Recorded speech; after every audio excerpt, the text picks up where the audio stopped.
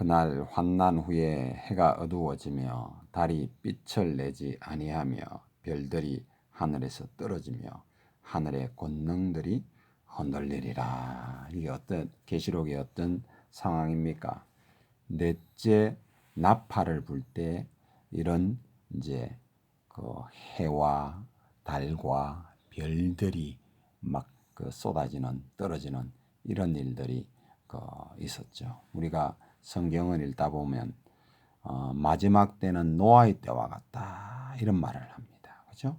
노아의 때도 이렇게 별이 떨어지는 일이 있었다 이 말입니다.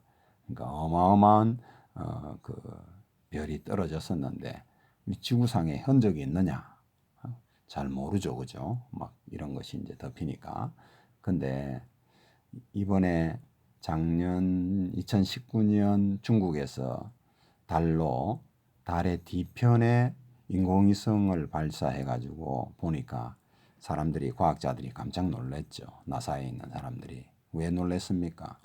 어마어마한 그 충돌 흔적이 그 달 뒤편에 있는 거예요. 우리가 지금 현재 달을 보는 것은 달의 앞부분밖에 못 봅니다. 그런 구조예요. 이렇게 자전 공전이 같아서 그런 건지는 모르겠는데 어떻게 하여튼 앞면밖에 못 보는데 뒷면은 이번에 처음 본 거예요. 예, 과학자들이 충격을 받았는데 이때 어마어마한 충격을 입었구나라고 하는 것을 우리가 알 수가 있죠. 그러면 달이 그렇게 충격을 받았으면 지구에는 충격을 받지 않았겠어요? 이게 어딥니까? 뭐 태평양이나 대서양이나 인도양이나 이런 바다에 떨어졌다는 소리죠. 어마어마한 경상남도만한 이런 그런 큰 어떤 별들이 땅에 떨어져 가지고 떨어졌으니 어떻게 됐겠어요? 어마어마한 해일과 막 이런 것들이 있어서 막 지금 그런 것들이 썰어 묻혀 가지고 지구가 넘치는 온 산이 다 덮치는 그런 일이 벌어진 거죠. 하여튼 그런 일이 마지막 때는 어떻게 이루어진다고요? 땅에 떨어진다 이 말이에요. 경상남도만한 이런 남북도만한 이런 별들이 땅에 떨어지면 어떤 일이 벌어지겠습니까? 끔찍한 일이 벌어지는 거예요. 마지막 때 우리 주님 재림하실 때 그런 일이 벌어지는 것이고 그리고 권능들이 흔들리리라. 그때에 인자의 징조가 하늘에서 보이겠고 그때에 땅의 모든 족속이 통공하며 그들이 인자가 구름을 타고 능력과 큰 영광으로 오는 것을 보리라. 구름 타고 오시는 거예요. 말 그대로 뭐 구름이 뭐다 이렇게 말하는 첫째 뭐째 이렇게 말하는 분들이 있는데 참 할 일 없는 뭐라고 말을 해야 될지 정말 훨씬 나보다 많이 배우신 분들이 왜 그런지 몰라 정말 그냥 말 그대로 구름 타고 오시는 거예요. 그리고 그가 큰 나팔 소리와 함께 천사들을 보내리니 그들이 택하신 자들을 하늘 이끝에서 저 끝까지 사방에서 모으리라 이렇게 말하고 있습니다. 왜 그렇습니까? 이게 무슨 말이에요? 일곱째 나팔을 불면 부활 휴거가 이루어진다 이 말이에요.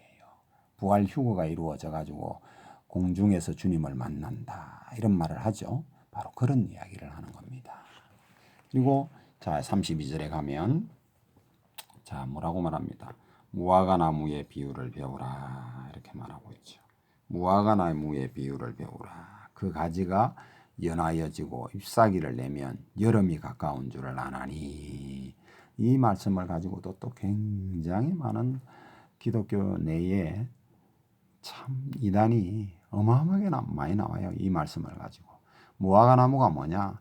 이스라엘이다 이렇게 말합니다. 그리고 그 말은 맞아요. 이스라엘을 상징하는 나무 맞습니다. 그리고 배우라 하고는 그 가지가 연하여졌다. 연하여지고 잎사귀를 내는 걸 보면 1948년 5월 14일 날 이스라엘 나라가 세워지고 그들이 뭔가 좀 이렇게 번창하면 그렇게 되면은 뭔가 여름을 가까운 것과 같이 예수님 재림한다. 그 뒤에 보면 이 세대가 지나가기 전에 이 일이 이루어진다 해가지고 이렇게 한 세대가 뭐냐, 이 세대가 뭐냐 이래가지고 인터넷이나 이런 목사님들이 말씀하시는 걸 들어보면 한 세대는 뭐 동양에서는 30년을 말하고 저 서양에서는 25년을 말하니까 예를 들어 30년이면 1978년 5월 14일 예수님 온다 해라고 떠들어가지고 난리를 내기도 하고 이랬죠.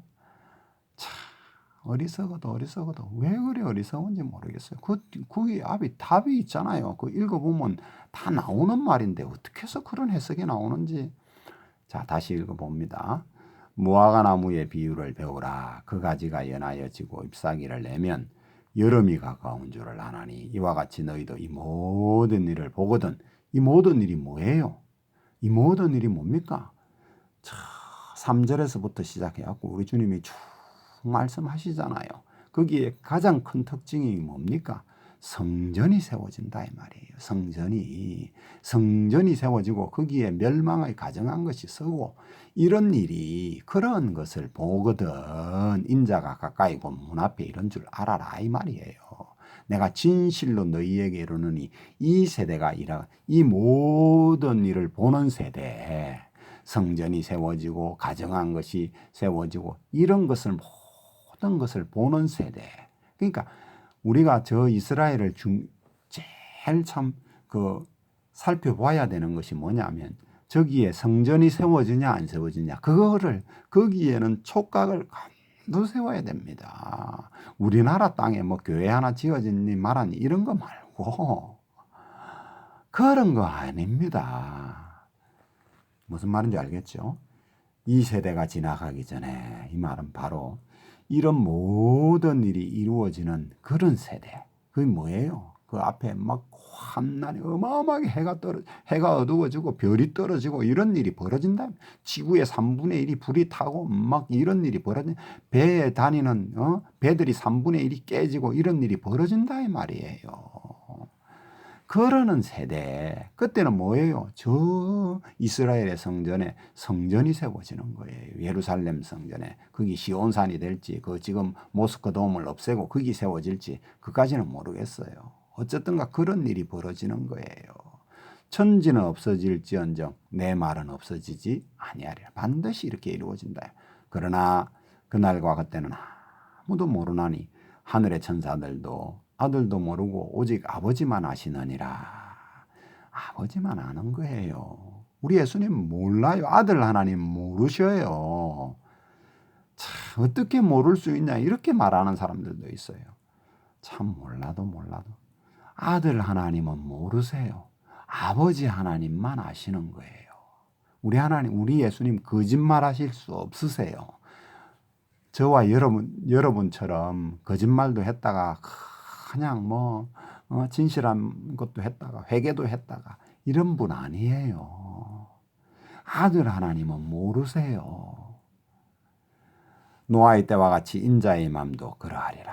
아까 잠깐 이야기했죠. 노아의 때 어마어마한 격동이 있었습니다. 마찬가지입니다. 홍수 전에 노아가 방주에 들어가던 날까지 사람들이 먹고 마시고 장가들고 시집가고 있으면서 홍수가 나서 그것을 다 멸하기까지 깨닫지 못하였으니 인자의 임함도 이와 같으니라. 그때 두 사람이 밭에 있음에 한 사람은 데려감을 당하고 한 사람은 버림을 당할 것이요 두 여자가 맷돌질을 하고 있음에 한 사람은 데려감을 당하고 버려둠을 당할 것이니라. 이 말도 휴고도 되고요. 나중에 저 포도주 틀을 밟는 그 심판이 이루어질 때도 이와 비슷한 일이 있죠. 둘 다 맞으리라 이렇게 생각합니다. 저는 둘 다 휴거 때도 이렇게 되는 것이고 또 포도주 틀을 밟는 그 심판의 현장에서도 데려감을 당하고 이런 일이 벌어진다라고 하는 거예요. 그러므로 결론이 뭐예요? 깨어 있으라. 어느 때 주가 임할는지 너희가 알지 못하니라. 너희도 아는 바니 만일 집 주인이 도둑이 어느 시각에 올 줄 알았다면 깨어 있어 그 집을 뚫지 못하게 하였으리라. 그러므로 너희도 준비하고 있으라. 생각지 않은 날에 인자가 오리라. 이것 때문에 또 준비한다고 신부단장을 해야 된다는 등 별소리 다 하는데 그런 쓸데없는 소리는 집어치우시기 바랍니다.